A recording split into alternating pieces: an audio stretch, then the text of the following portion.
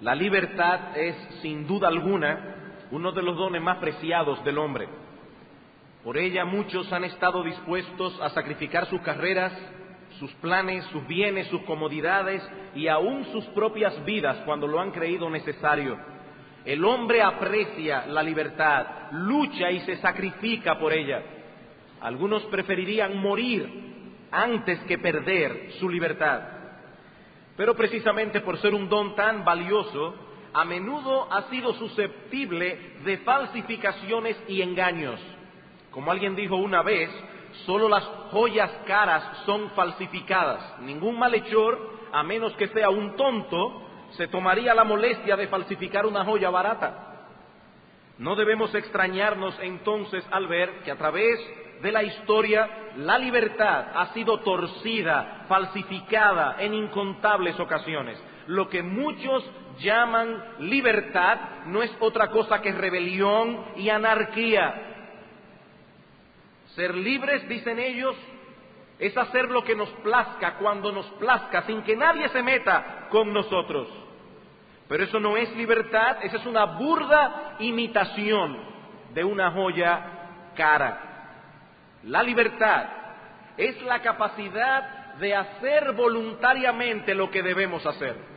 Un hombre es libre cuando puede hacer voluntariamente, sin ningún tipo de coerción, lo que él debe hacer.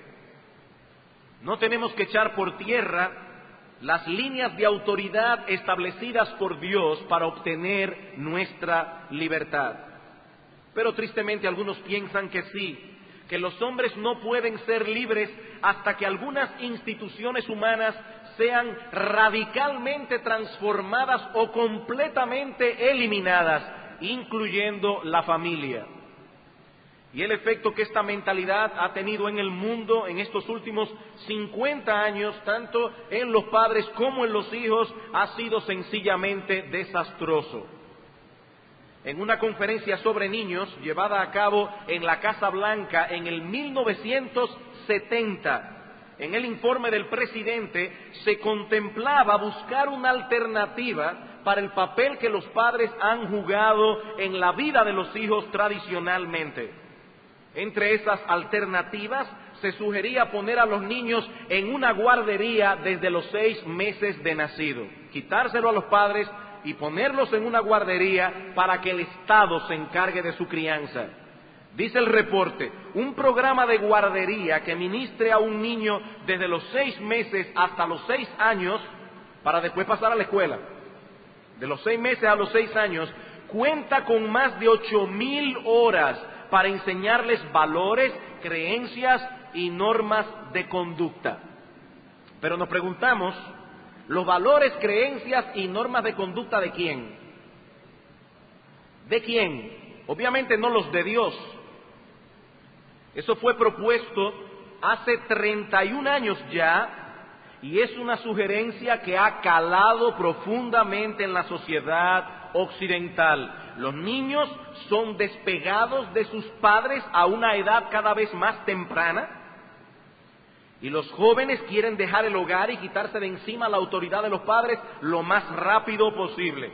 Así los hijos son separados de una influencia y un cuidado que ellos necesitan desesperadamente, la influencia y el cuidado de sus padres. Por eso no nos extraña cuando vemos que el número de jóvenes desajustados y rebeldes aumenta cada año, porque ese no es el patrón de Dios. Los hijos deben ser moldeados por el trabajo sabio, constante, paciente, amoroso de sus padres. La influencia que ellos están llamados a ejercer en la vida de ellos no puede ser sustituido ni por nada ni por nadie. Cuando echamos por tierra la labor y la autoridad de los padres, no estamos promoviendo la libertad de nuestros hijos, sino que los estamos arrojando en brazos de una horrible esclavitud. La esclavitud de sus propias pasiones, la esclavitud de sus propias inclinaciones pecaminosas. Eso no es libertad. ¿Cuál es el patrón de Dios para la relación de padres e hijos? Eso es lo que vamos a comenzar a considerar en esta mañana en nuestra serie de estudios consecutivos en la carta de Pablo a los Efesios. Si son tan amables, por favor, los invito a abrir sus Biblias en Efesios capítulo 6, los versículos 1 al 3. Efesios capítulo 6, los versículos 1 al 3. Dice aquí: hijos, obedeced en el Señor a vuestros padres, porque esto es justo. Honra a tu padre y a tu madre, que es el primer mandamiento con promesa, para que te vaya bien y seas de larga vida sobre la tierra.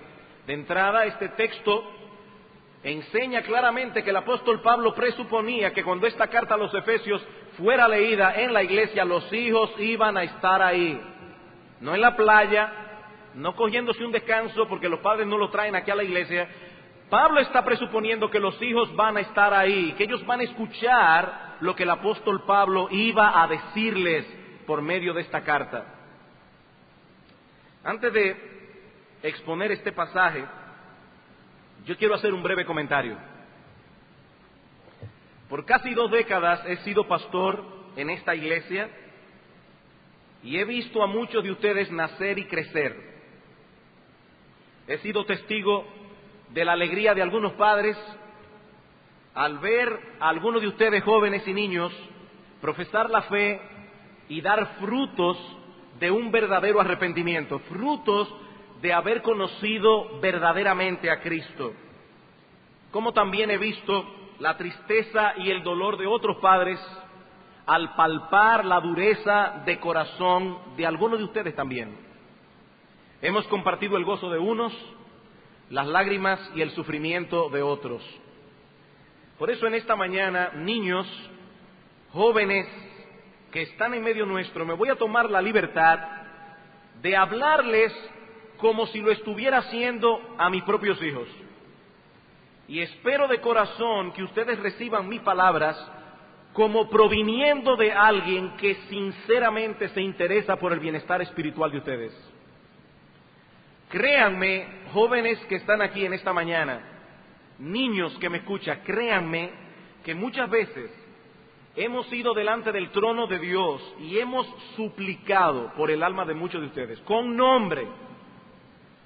Hemos suplicado a Dios por el alma de muchos de ustedes, con nombre y apellido.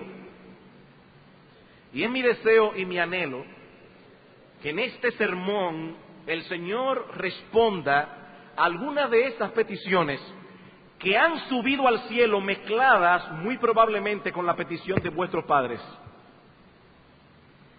Veamos en primer lugar en qué consiste el deber que Dios impone sobre los hijos en relación con sus padres. La esencia del deber, la esencia del deber. El deber de los hijos, de acuerdo a lo que Pablo nos enseña en este pasaje, se resume en 2 palabras claves: obedecer y honrar. Versículo 1 otra vez: hijos, obedeced en el Señor a vuestros padres, porque esto es justo. Honra a tu padre y a tu madre. La palabra griega que Reina Valera traduce como obediencia en el versículo 1 es hupo akuo, hupo debajo, akuo oír. Literalmente significa estar bajo una voz.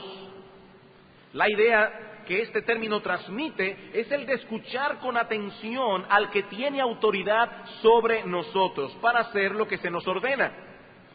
Los hijos, dice Pablo, deben colocarse bajo la voz de autoridad de los padres, escucharles atentamente y obedecer. No puede haber obediencia donde no hay atención y donde no se acepta y reconoce la autoridad del que habla. Cuando Pablo dice aquí que los hijos deben obedecer a sus padres, está presuponiendo que esos padres darán dirección clara, autoritativa, y que sus hijos tendrán sus oídos atentos para oír, sus mentes alertas para comprender y su voluntad dispuesta para obedecer. Oídos atentos para oír, mentes alertas y despiertas para comprender, voluntad dispuesta para obedecer. Niños, cuando papi y mami les hablan, ustedes deben ponerles toda su atención. Esa voz debe ser sumamente importante para ustedes. Está hablando papi, está hablando mami. Deben tratar de comprender lo que ellos dicen y obedecer de inmediato. Y lo mismo digo a vosotros, jóvenes. Cuando vuestros padres hablan, deben dar a sus palabras la más cuidadosa consideración. De lo contrario, no podrán obedecer concienzudamente. Pero ese no es el único deber que Dios pide de ustedes, hijos nuestros. Dios les ordena también que honren a sus padres. Que honren a sus padres. Versículo 2, honra a tu padre y a tu madre.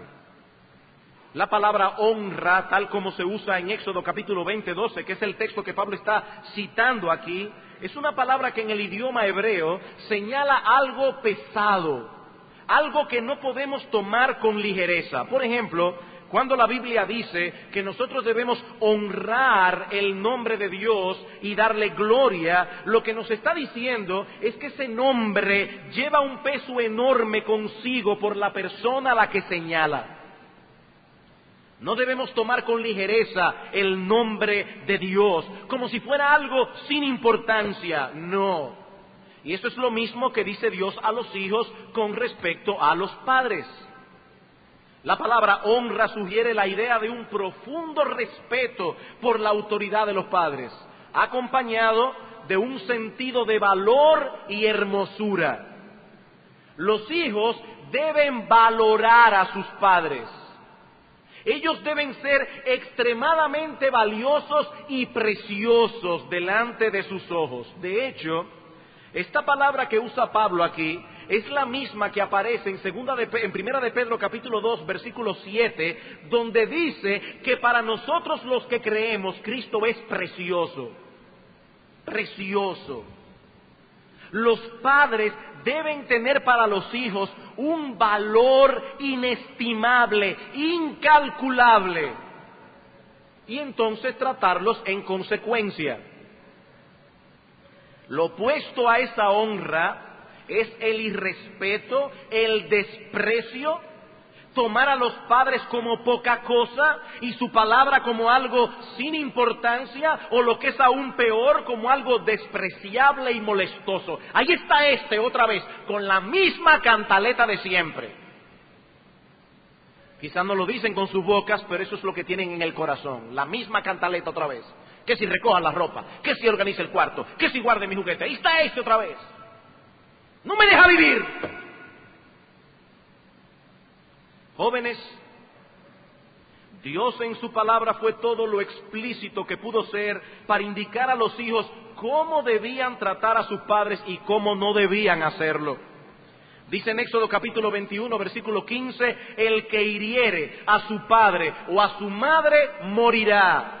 Y luego en el versículo 17 dice, el que maldijere a su padre o a su madre morirá. Cuando los hijos no respetan a sus padres, tampoco respetan las otras esferas de autoridad diseñadas por Dios, y la sociedad se convierte en un caos. Es por eso que Pablo menciona en 2 ocasiones la desobediencia a los padres como un síntoma inequívoco de una sociedad que se ha pervertido, de una sociedad que se ha dañado y que se encuentra bajo la ira del Dios Todopoderoso. En Romanos 1, versículos 28 en adelante, Pablo dice que Dios los entregó a la concupiscencia de sus corazones, y uno de los resultados es desobediencia a los padres. Y lo mismo vemos en 2 Timoteo capítulo 3, versículos 1 al 5. Pablo dice, en los postreros días vendrán tiempos peligrosos, y una de las características de esos tiempos peligrosos es que los hijos iban a desobedecer a sus padres. Esto es algo tan serio que Dios ordenó en el Antiguo Testamento que los hijos que llegaran a ese grado de rebeldía y desprecio a la autoridad paterna se les debía quitar la vida. Así de sencillo. Se les debía quitar la vida. Y aunque esas leyes civiles no están vigentes al día de hoy porque no vivimos en una teocracia, Dios sigue pensando exactamente lo mismo que pensaba sobre esto cuando estas leyes fueron promulgadas, porque nuestro Dios es el mismo ayer y hoy y por los siglos. Él es inmutable, su carácter no cambia. Él se asegurará de que ese pecado no quede sin castigo. Dice en Proverbios capítulo 20, versículo 20, al que maldice a su padre o a su madre, se le apagará su lámpara en oscuridad tenebrosa. Imagínate el terror que sentirías. Imagínate, niño o joven adolescente, que estás en una excursión de la escuela y de repente se meten en una cueva bien profunda. Imagínate el terror que sentirías si de repente tú te extravías del grupo, te metes en un lugar bien oscuro y de repente se te apaga la lámpara que llevas contigo. Ahora no sabes hacia dónde vas, no sabes por dónde salir, no puedes defenderte si se presenta algún peligro porque no ves nada. Eso sucederá con el hijo que no honra, sino que irrespeta y desprecia a sus padres. Su lámpara se apagará y quedará sumido en una oscuridad tenebrosa. Su vida será desgraciada por necesidad. Dios se va a encargar de eso. Dios se va a encargar. El ojo que escarnece a su padre, dice en Proverbios 30:17, y menosprecia la enseñanza de la madre, los cuervos de la cañada lo saquen y lo devoren los hijos del águila. Una maldición emitida en las Escrituras contra aquellos que menosprecian a sus padres. Y no solo de palabra, aún con gestos. No solo de palabra, dice el texto, el ojo que escarnece a su padre. Hay miradas que matan. Y déjame decirte algo, jovencito, tal vez tu papá o tu mamá no vio la cara que tú pusiste cuando entraste en la habitación a arreglar el cuarto, pero Dios sí lo vio. Dios sí lo vio. Y el texto dice, el ojo que escarnece a su padre y menosprecia la enseñanza de la madre, que lo saquen los cuervos de la cañada y que los hijos del águila lo devoren. Dios toma este asunto muy en serio, muy en serio. Hijos nuestros, no basta con que obedezcan, deben también honrar a vuestros padres.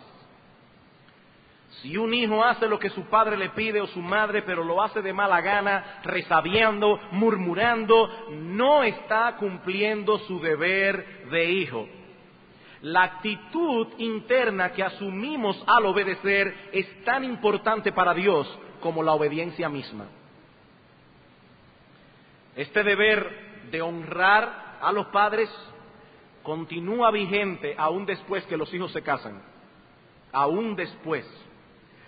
Si bien se produce una nueva relación cuando los hijos se van del hogar para formar una familia y ya no están obligados a obedecer como antes, aún así los hijos deben honrar a sus padres hasta la muerte.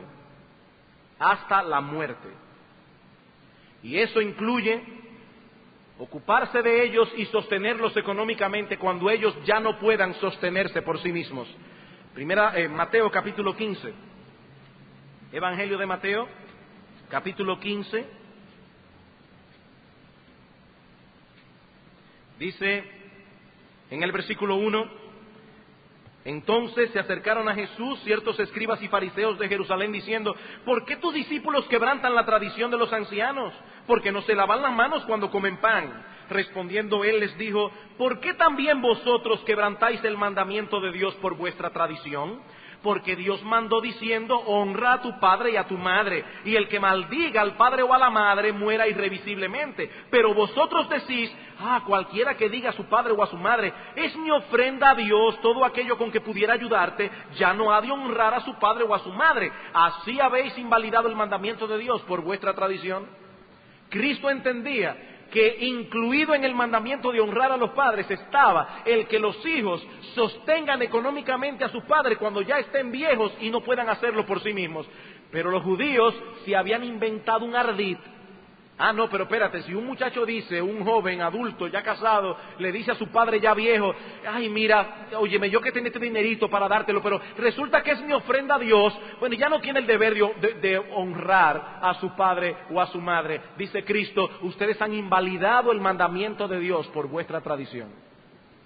Así que hijos, el deber de honrar a vuestros padres permanece hasta la muerte. He ahí entonces la esencia de vuestro deber como hijos: obedecer y honrar. ¿Y hasta dónde se extiende la obligación de los hijos de obedecer a sus padres? ¿Hasta qué edad?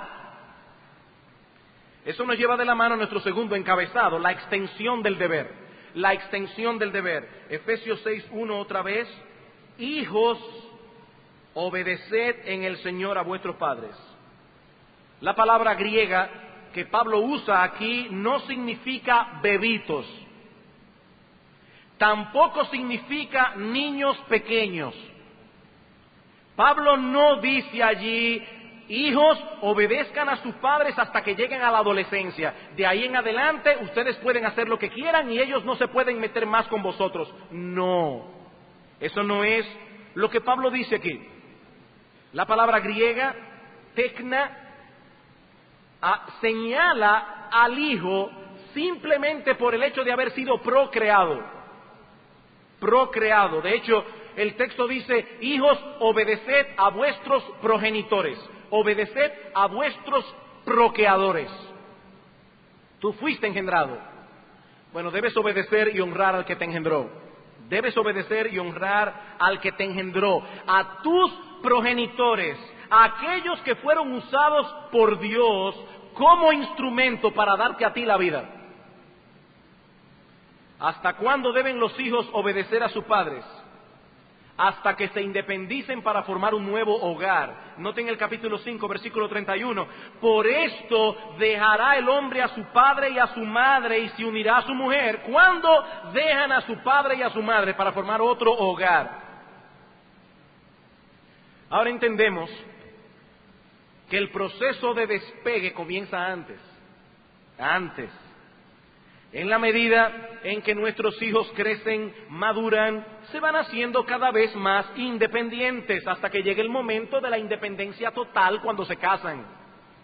Y los padres debemos tomar en cuenta ese proceso de crecimiento, dando a nuestros hijos una amplitud de movimiento cada vez más amplia, una oportunidad de decisión cada vez más amplia, de modo que cuando nuestros hijos se casen, sepan cómo van a enfrentar la vida por sí solos. No es apropiado tratar a un joven de 18 años como si tuviera 5. Como tampoco es apropiado tratar a un joven de 25 años como si tuviera 12. ¿Qué tan amplia será la libertad de movimiento y el grado de independencia? Eso lo determinará cada padre en base a la responsabilidad, confiabilidad y sabiduría que manifieste cada uno de sus hijos. Repito, eso dependerá del grado de responsabilidad, confiabilidad y sabiduría que muestre cada hijo. Sin embargo, hasta que sean totalmente independientes y dejen el hogar para formar otro, los hijos deben obediencia a los padres, a menos que ellos demanden algo que se oponga claramente a la voluntad expresa de Dios revelada en su palabra. En tal caso, será necesario obedecer a Dios antes que a los hombres, pero eso lo veremos en un momento con más amplitud. ¿Y cuál es la base que sustenta este deber? ¿Por qué deben los hijos obedecer a sus padres de ese modo? Bueno, veamos en tercer lugar la base del deber. La base del deber. Versículo 1 otra vez. Hijos, obedeced en el Señor a vuestros padres porque esto es justo. La base que sustenta este deber es la autoridad de Cristo mismo. Pablo dice que los hijos deben obedecer a sus padres en el Señor, porque eso es lo que agrada al Señor, porque esa es la voluntad expresa de Cristo. El hecho de que los hijos obedezcan a sus padres se encuentra enraizado en la autoridad absoluta de Dios sobre nuestras vidas. Es por eso que si echamos a un lado la autoridad de Dios, nos quedamos sin base alguna para poner en orden nuestras familias. ¿No es eso acaso lo que está sucediendo en nuestra sociedad al día de hoy? En el pasado muy pocas personas cuestionaban la realidad incontrovertible de que existe un Creador. Aún las personas no cristianas aceptaban la existencia de Dios como un hecho, en sentido general, y no lo ponían en duda. Pero eso cambió drásticamente a raíz de que se popularizara la teoría de la evolución de Darwin. El hombre quiso creer, porque no hay pruebas científicas de esa teoría, no las hay. Eso es una teoría y nada más. Pero el hombre quiso creer que somos producto de un proceso evolutivo y no del acto creador de un ser inteligente que nos hizo con un propósito, que nos hizo para su gloria. El hombre quiso creer eso. Y por supuesto esa idea no quedó limitada a los libros de texto como una teoría académica, no. Eso ha tenido profundas repercusiones en la sociedad en que vivimos. Si no fuimos creados por Dios, ¿quién tiene derecho a establecer las líneas de autoridad que rigen la sociedad humana? ¿Quién tiene derecho? ¿Quién tiene derecho a decirle a los hijos que deben obedecer a sus padres? ¿Quién tiene derecho a decir a las esposas que se sometan a la autoridad de sus esposos? ¿Quién tiene derecho a decir a los esposos que deben amar a sus esposas y serles fieles? ¿Quién tiene ese derecho? No, si Dios no existe, nadie tiene ese derecho. Más aún, ¿quién ha dicho que debe existir la familia? Si Dios no existe, ¿quién ha dicho que debe existir la familia? ¿A quién se le ocurrió esa idea? ¿Quién inventó eso? Como vimos en la introducción, algunos cuestionan el papel que la familia ha jugado tradicionalmente en la sociedad humana. Y otros abogan por su total eliminación. En el año 1971, el psiquiatra británico David Cooper escribió un libro titulado La muerte de la familia. Y él nos dice en ese libro que es ya tiempo de desechar totalmente esta institución, desecharla totalmente. Y lo mismo dice Kate Millett en su libro Políticas Sexuales. Ella dice que las familias deben desaparecer porque ha sido un instrumento de opresión y esclavitud para las mujeres. Y en un tono similar otra autora dice: el matrimonio es una servidumbre legalizada y las relaciones familiares constituyen la base de toda opresión humana. ¡Fuera con la familia! Yo estoy seguro que muchos se espantan, algunas personas que están aquí mismo en esta mañana, se espantan cuando oyen esta clase de ideología radical. Pero esas mismas personas rechazan la autoridad de Dios sobre sus vidas. Qué paradójico. No se dan cuenta de que aquello es el resultado de esto. Si no existe Dios, no existe base alguna para el concepto de autoridad, ni para determinar cómo debemos relacionarnos los seres humanos entre sí. No existe base alguna. Pero Dios sí existe. Dios sí existe. Él es el creador y sustentador de todas las cosas y por lo tanto, Él tiene derecho de autor. Él tiene pleno derecho de establecer las reglas de juego para el mundo que Él creó. Y fue Él quien diseñó la familia. Por lo tanto, atentar contra las líneas de autoridad ordenadas por Dios para el hogar es atentar contra la autoridad de Dios mismo. Cuando un hijo se rebela contra la autoridad de sus padres, se está rebelando contra Dios. En Romanos capítulo 13, versículo 2, dice Pablo que quien se opone a la autoridad, a lo establecido por Dios, resiste. Y aquí quiero traer un punto de aplicación para aquellos hermanos solteros cuyos padres son aún inconversos. Algunos jóvenes cristianos hacen un gran daño al cristianismo porque se comportan rudamente con sus padres. Y lo triste es que muchas veces lo hacen amparados en su fe. Contienden con ellos en una forma irrespetuosa, impaciente, y por causa de su deseo de servir al Señor, descuidan por completo la relación con sus padres. Jóvenes, eso no debe ser así, eso es incorrecto. Nuestros padres merecen honra, sean cristianos o no. Aun si se da el caso de que ellos, porque son incrédulos, nos quieren llevar a pecar, a desobedecer a Dios en un punto claro de la Escritura, debemos desobedecerle con una actitud apropiada. Debemos desobedecer con una actitud apropiada. Martin Lloyd-Jones dice lo siguiente al respecto: si en un momento dado nos vemos obligados a desobedecer a nuestros padres, de ninguna manera debemos dejar de darles la impresión de que se trata de algo que nos hiere, que nos causa profunda pena, que nos cuesta mucho, que estaríamos dispuestos a cortarnos la mano derecha a fin de evitarlo, pero que dada la situación no tenemos otra alternativa. Hecho de esa manera, sigue diciendo Lloyd-Jones, bien puede ser que Dios lo utilice, esa misma desobediencia, para influir en ellos.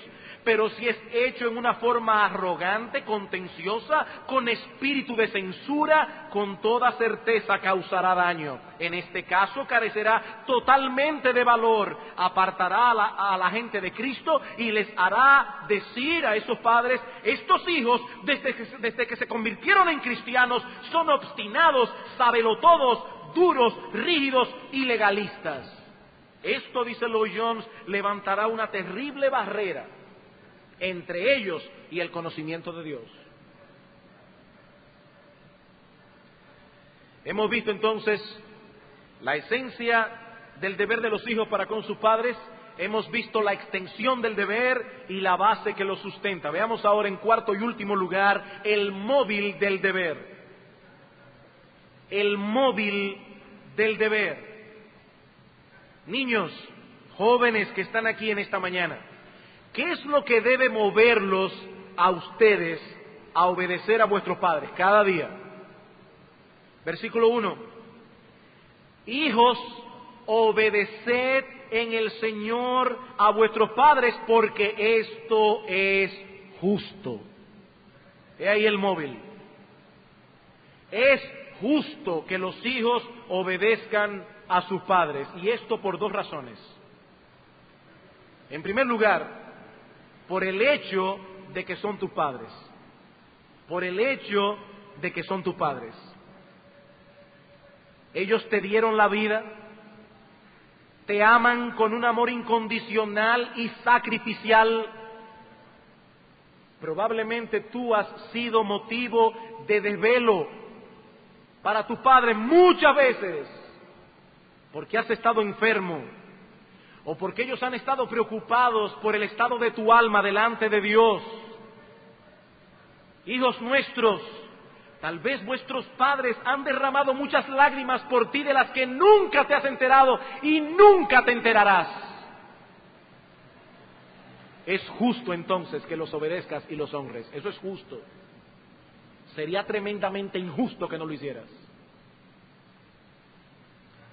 Pero la justicia de este deber no se desprende únicamente de lo que tus padres hacen por ti, o del hecho mismo de que sean tus padres. Este deber es justo, en segundo lugar, porque Dios lo ha mandado. Porque Dios lo ha mandado. Por eso no importa qué clase de padres tú tienes, es tu deber como hijo honrarles y obedecerles, porque el Dios soberano así lo ha demandado en su ley moral. Dice Pablo en el versículo 2, honra a tu padre y a tu madre, que es el primer mandamiento con promesa. Obviamente Pablo no era antinomiano, y como este mensaje está dedicado a los niños y a los jóvenes, déjenme explicar lo que significa esta palabra. Anti significa en contra, nomia significa ley. Hay algunas personas en esta época que niegan la vigencia de la ley moral de Dios, por eso no guardan el día del Señor ni les importa. Son antinomianos, están en contra de la ley. Eso es del Antiguo Testamento, ya estamos en el Nuevo Pacto. Obviamente Pablo no pensaba así, él no pide excusa por citar los 10 mandamientos. Él no hace ninguna explicación, él simplemente dice: hijos, obedezcan a sus padres porque así lo dice en el Decálogo, punto.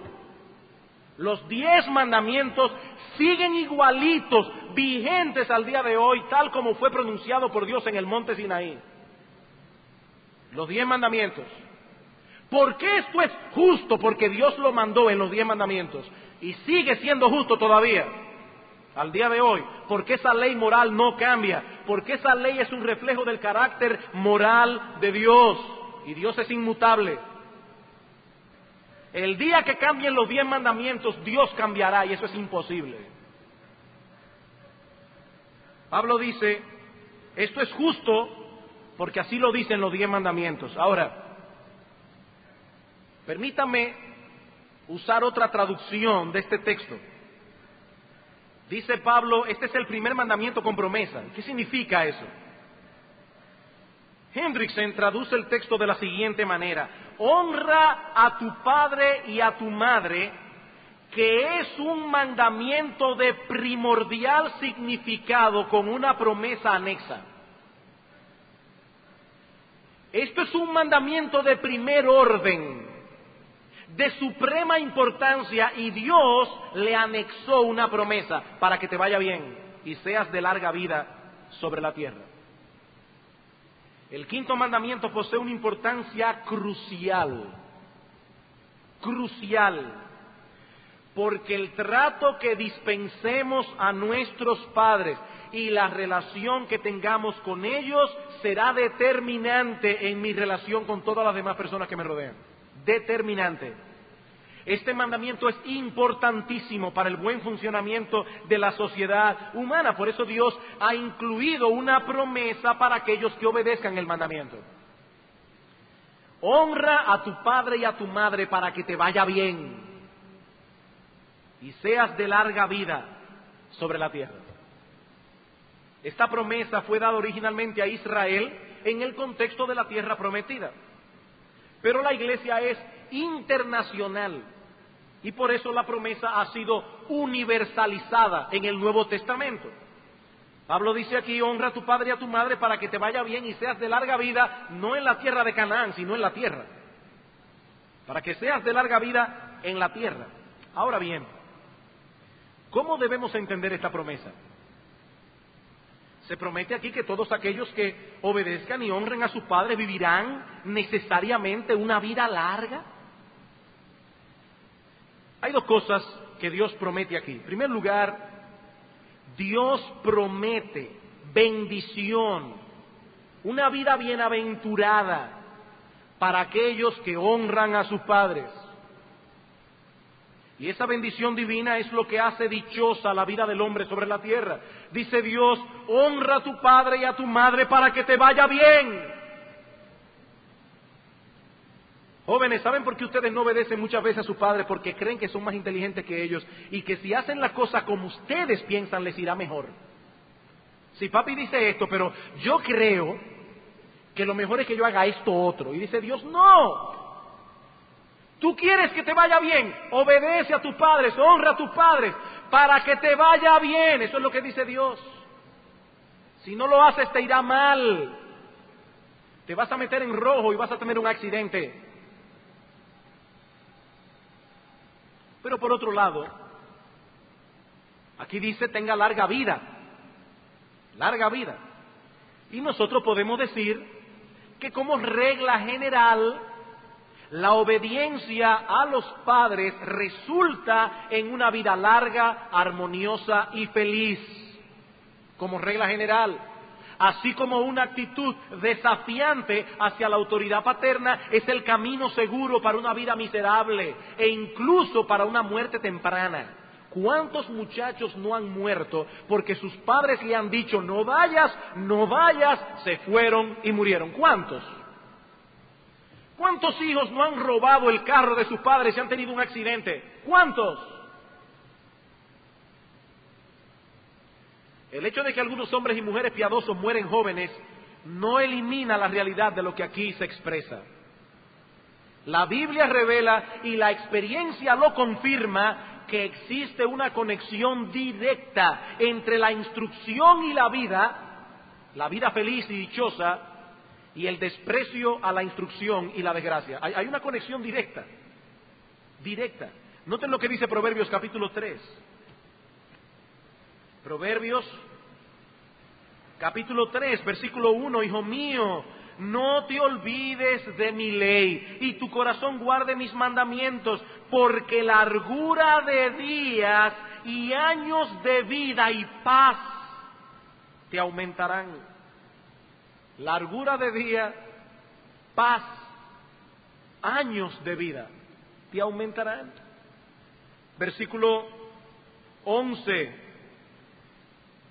13, bienaventurado el hombre que halla la sabiduría y que obtiene la inteligencia, porque su ganancia es mejor que la ganancia de la plata, y sus frutos más que el oro fino. Más precioso es que las piedras preciosas, y todo lo que puedes desear no se puede comparar a ella, a la sabiduría. Largura de días está en su mano derecha, en su izquierda riquezas y honra. La sabiduría. Y la sabiduría de un muchacho está en escuchar la voz de sus padres. Proverbios capítulo 10, versículo 21. Los labios del justo apacientan a muchos, mas los necios mueren por falta de entendimiento.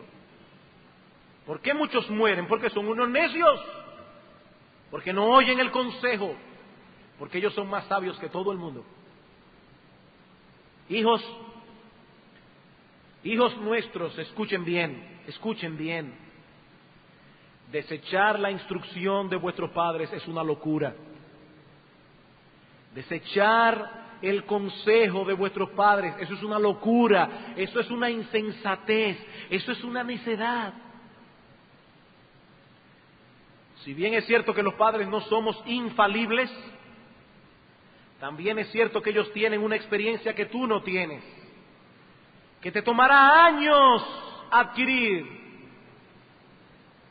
Hijos nuestros, el interés de vuestros padres no es hacerle la vida más aburrida, es guardarlos del mal. Si tú no ves ninguna razón para hacer lo que se te pide que hagas, o para dejar de hacer lo que tus padres dicen que no hagas, y tú no ves ninguna razón, aún así piensa en esto. Por un lado, es probable que haya alguna cosa que tú no estés viendo por tu inexperiencia, y Dios está usando a tus padres para protegerte del mal. Hay lugar para que un hijo razone con sus padres y con todo respeto pida una explicación, sobre todo si ya tiene cierta edad. Papi, ¿por qué yo no puedo ir aquí? ¿Cuál es el problema? Con todo respeto, yo quiero que me des una explicación. Pero si al final de cuentas no entiendes por qué, o muchas veces los padres no pueden dar todas las explicaciones, no olvides que ellos fueron puestos por Dios como una autoridad sobre ti. Hay muchas personas que piensan que el ITEVI no se debe pagar, pero la autoridad dice que hay que pagarlo. ¿Qué tú vas a hacer? Tú tienes que pagarlo.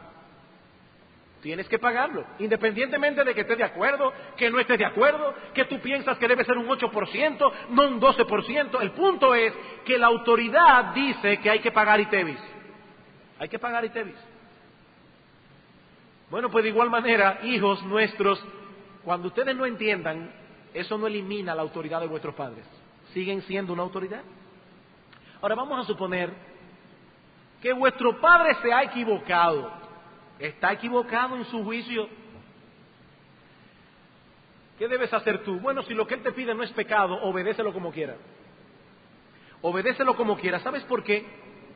Porque él sigue siendo tu autoridad y es muy probable que Dios esté usando el juicio equivocado de tu padre para librarte a ti de un problema que él sí sabe. Dios usa hasta nuestros errores y pecados.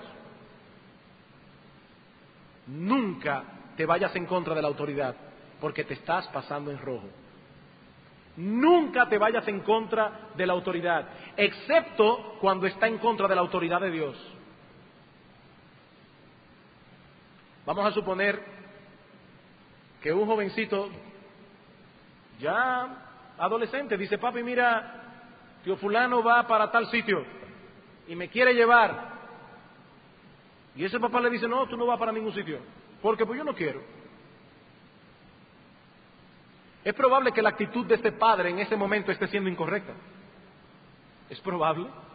Pero es probable que Dios sabe que en el camino va a haber un accidente y Él quiere librarte a ti de ese accidente. Y Él está usando el no de tu papá o el no de tu mamá para librarte del mal.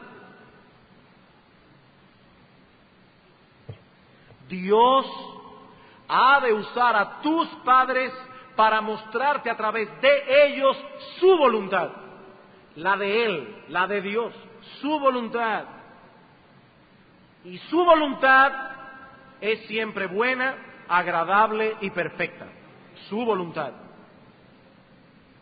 A menos que tu padre o tu madre te esté pidiendo algo que contradice un mandato expreso de Dios, en caso de que sean padres incrédulos, tratando con un hijo creyente, excepto en ese caso, tú debes obedecerlo en todo para que te vaya bien. En todo.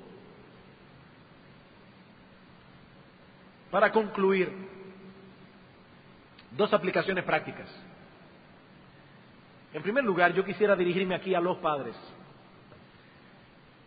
En nuestro próximo sermón nosotros vamos a ver cuál es vuestro deber como padres para con vuestros hijos. Y vamos a ver el balance perfecto de Dios aquí. Nuestra autoridad sobre nuestros hijos no debe ser tiránica. Pablo dice: no provoquéis a ira a vuestros hijos, sino criadlos en la disciplina y amonestación del Señor. Y como veremos en ese sermón, ese mandamiento tiene que haber sonado como algo revolucionario en aquellos días, porque los padres, en los tiempos en que Pablo escribió la carta a los Efesios, tenían autoridad suprema sobre sus hijos, al punto de que si querían matarlos tenían derecho. Y Pablo dice: de ninguna manera, de ninguna manera. Deben cuidar a vuestros hijos y no provocarlos a ira incluso. Eso lo veremos después. Pero permítanme decir algo breve en este momento. Padres, estamos viviendo en un mundo donde se exalta la rebeldía, donde se menosprecia la sumisión y la obediencia. Criar hijos sumisos en esta época es nadar en contra de la corriente. Tenemos que ser salmones. ¿Saben cómo hacen los salmones? Los salmones van en contra de la corriente, río arriba. Hermanos, si vamos a criar a nuestros hijos como debemos criarlos, tenemos que ser salmones. Es nadar en contra de la corriente. Pero también tenemos que decir que Dios, que ha puesto este mandamiento en la Escritura, nos da la gracia que necesitamos día tras día para seguir nadando. Aunque tengamos que luchar a brazo partido para poder avanzar en dirección opuesta. Y Padre, yo sé que la tarea de criar hijos no es fácil. No es fácil. ¿Saben todas las veces que uno tiene que decirle que no? Decir que no. Y decir que no. No por gusto. Yo no estoy hablando aquí de padres que dicen que no simplemente porque se levantaron con el pie izquierdo. Que dicen que no porque no pueden decir otra cosa. Pero padres, no tiren la toalla, no tiren la toalla. Aun cuando muchos alrededor nuestro parecen haberla tirado ya. No lo hagan ustedes, no lo hagan. Tú tienes una responsabilidad individual como padre. Nosotros daremos cuenta por lo que hicimos con nuestros hijos, independientemente de lo que el vecino hizo con el suyo. Tú vas a dar cuenta a Dios, yo voy a dar cuenta a Dios por mis hijos.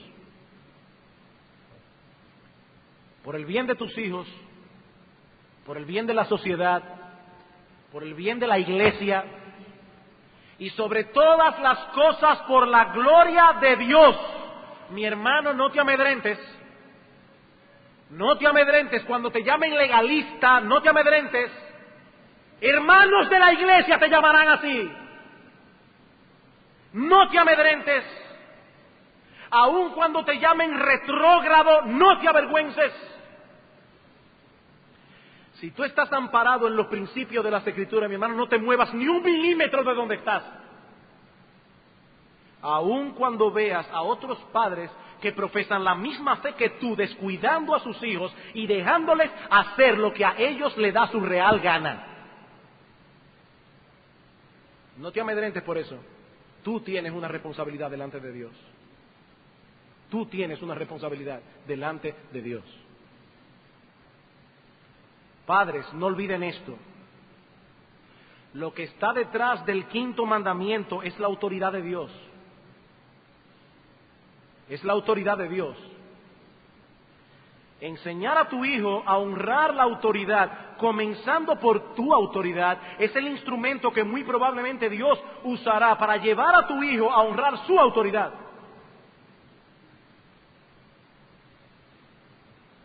Es ahí donde se cumple en su nivel más pleno la promesa contenida en el quinto mandamiento. A tus hijos le irá bien si aprenden a honrarte. A tus hijos le irá bien, porque ellos aprenderán a respetar la autoridad de Dios, respetándote a ti. Y luego podrán desenvolverse adecuadamente en el mundo, porque van a respetar las otras líneas de autoridad. Quiere el Señor que algunos reaccionen antes de que sea demasiado tarde y hayan perdido toda oportunidad de trabajar con el corazón de sus hijos. Mi hermano, si tu hijo está bajo tu techo y depende de ti, él tiene que hacer lo que tú digas.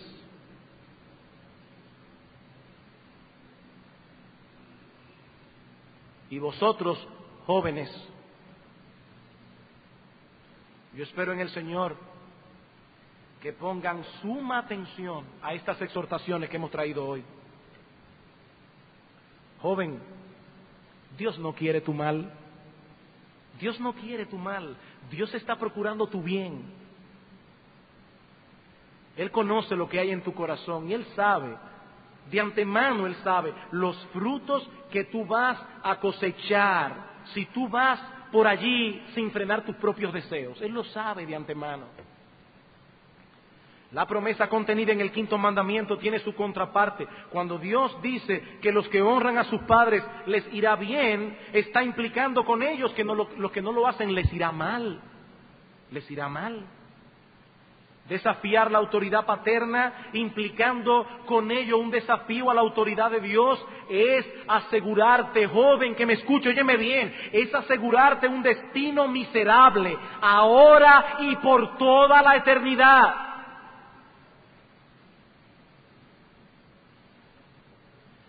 Ahora bien, aunque este deber Dios lo impone sobre todos los hijos, sean cristianos o no, solo un hijo cristiano puede obedecer este mandamiento de corazón y con gozo. Todos tienen que obedecerlo. Hay padres que piensan que porque sus hijos no son creyentes pueden darles rienda suelta, hacer lo que quieran, y están cometiendo un gravísimo error y lo van a cosechar. No, sean cristianos o no, todos tienen que obedecer. Pero solo un hijo cristiano obedecerá con gozo este mandamiento, de corazón. ¿Saben por qué? Porque ese joven, esa joven, verá en todo momento la mano amante de Dios guiándoles a través de la autoridad paterna para hacerles bien. Él no va a ver a su padre o a su madre, él va a ver a Dios. Él va a ver a Dios detrás. Por eso aprovecho hoy para hacerte un llamado a someterte a la autoridad suprema de Dios, viniendo a Cristo en arrepentimiento y fe por tus pecados. Joven, niños, si bien es cierto que vuestros padres tienen el deber, la responsabilidad de instruirte a ti en el temor de Dios y predicarte el Evangelio, así también es cierto que tú tienes una responsabilidad individual. Tus padres no pueden hacer eso por ti. Tú tienes que venir a Cristo, tú tienes que arrepentirte de tus pecados, tú tienes que entregarte por entero al Señor y Salvador, tú tienes que hacerlo. Oh, si eso estuviera en manos nuestras, pero no lo está, no lo está. Muchos de ustedes han escuchado este llamado muchas veces, cientos de veces, en este mismo lugar y en vuestras casas. Pero eso no hace que el llamado pierda vigencia. Eso no hace que el llamado pierda vigencia. Así como tampoco pierde vigencia la necesidad que tú tienes de responder como individuo al llamado de Dios. Al llamado de Dios. La salvación que el Evangelio ofrece es por gracia, por medio de la fe, un don gratuito de Dios. Y mientras Dios da vida a ti y a nosotros, seguiremos proclamándote este mensaje, seguiremos llamándote a la fe y al arrepentimiento, seguiremos persuadiéndote a venir a Cristo clamando por misericordia y perdón. Mi ruego es que algunos aquí no tengan que recordar eternamente estas invitaciones ardiendo en las llamas de fuego del infierno sin ninguna oportunidad para escapar. Ese es mi ruego. No rehuses otra vez el llamado de Dios. No rehuses otra vez el llamado de Dios, porque te estás haciendo un mal que a la larga será irreparable. Irreparable. En un segundo termina la vida. Leí en estos días, oía de un poema escrito por un autor inglés llamado John Donne, que habló mucho de la muerte. Y en uno de sus poemas él expresa cómo la vida está separada de la muerte por una coma, un suspiro, un segundo. Tú estás vivo ahí, un segundo. Tu corazón deja de latir y en ese segundo sabrás que esto era verdad. Y nunca jamás podrás echar para atrás la consecuencia de tu impenitencia. Nunca jamás, un segundo. Jóvenes, esto no es un juego. No rehuses el llamado de Dios, porque te estás haciendo un mal que algún día será irreparable. No rehuses otra vez esta invitación, por amor a tu alma. No rehuses esta invitación del Dios de toda gracia, que se deleita en perdonar pecadores y colmar la vida de ellos de bendición y de gozo. ¿Piensas, joven, que tu vida será más plena y más dichosa siendo impío, teniendo al diablo por tu padre? Eso es una mentira del infierno. Yo me convertí a los 17 años de edad, casi llegando a los 18, y me lamento no haber tenido un padre tan bendito mucho tiempo antes. No, el diablo no te va a dar mejor vida que Dios. Él es mentiroso y homicida. Él te miente porque quiere tu destrucción, porque Él es malo. Él anhela que tú compartas su suerte en el infierno por toda la eternidad. Y el Dios de toda gracia te está dando hoy la oportunidad de venir a Cristo en arrepentimiento y fe y tener a Dios por Padre. Que Dios tenga misericordia.